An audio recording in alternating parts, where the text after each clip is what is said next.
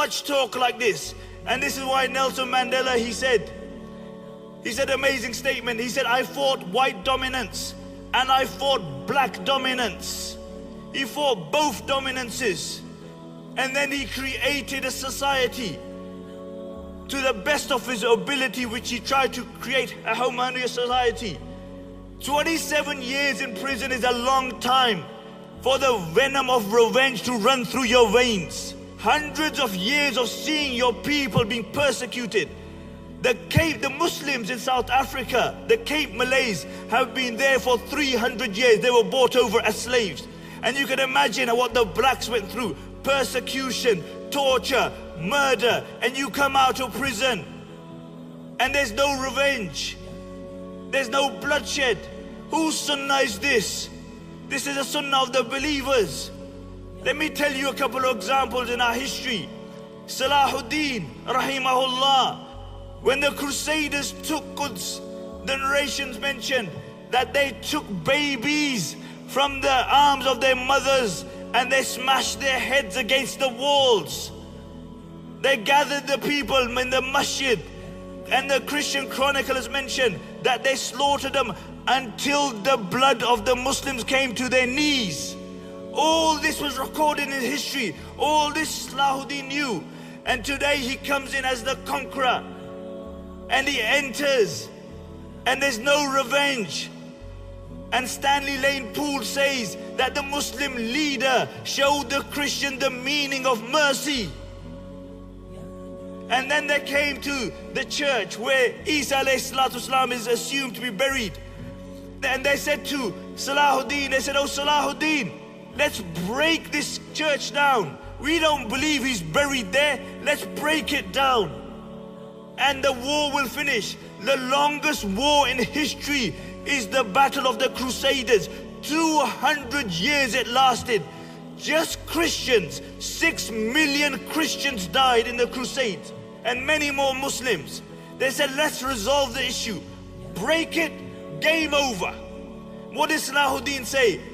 Salahuddin said, a man who was better than me took Quds and he did not break it, so I will not break it. Who was that man? That was Umar ibn al-Khattab radiyallahu anhu. And Ibn Athir rahimahullah says, it is enough for the virtue of Salahuddin that history will remember his name with Umar ibn al-Khattab. Who will remember your name and my name? How will we be remembered? No Salahuddin is gonna come. You know, 2 weeks ago I was in Syria. I don't have time, but wallahi, it was -0. You should have seen, with children walk around without shoes. Somebody just sent me a clip of a 6-year-old child, and his final words were what? His final words were, سأخبر الله بكل شيء. I will tell Allah what I've seen. 10,000 people in one camp I saw, no hot water. 6 million people displaced, 2 million outside Syria. And you complain about your lot? You complain that you have it hard? You should do shukr of Allah subhanahu wa ta'ala, that what Allah has given us. Wallahi. So Mandela, he brought the sunnah alive. He brought the sunnah of the Prophet sallallahu alaihi wasallam alive. When the Prophet sallallahu alaihi wasallam went back to Fateh Makkah, and after 10 years in exile, today the Muslims are coming back, and the Muslims are the superpower. The Meccans don't even put up a fight. They don't even bother with a fight. And when they enter into Makkah, can you imagine all the memories, all the persecution comes back? By Allah, there was never a day where there was not a new persecution, not a morning with a new trial, not an evening with a new tribulation. Can you imagine? They enter into Makkah and they see the place where Sumayya radiyallahu anha is martyred. The memory comes back.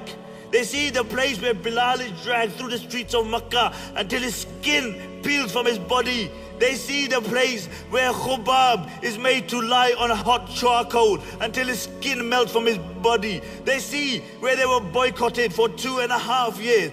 all these memories come back.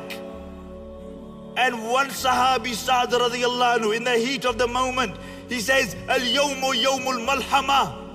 Today is the day of bloodshed. Today is the day of retribution, payback time. And the Prophet ﷺ heard him and he said, Sa'd, come here. He said, change that into Al-yawmu yawmul marhama. Today is the day of mercy. Today is the day of forgiveness. And then everybody gathers by the Kaaba. The Muslims are there. The Mushrikun are there. And they're shaking in their boots. They don't know what's going to happen to them. And the Prophet ﷺ says to them, what do you expect of me? And they say, you are Kareem. Your father was Kareem. Your grandfather was Kareem. You're all honorable. And the Prophet ﷺ said, اذهبوا أنتم الطلقاء لا تثريب عليكم اليوم. He said, go, you are free. There is no reckoning upon you. After all those years of persecution, he says, go, you are free. There is no reckoning upon you.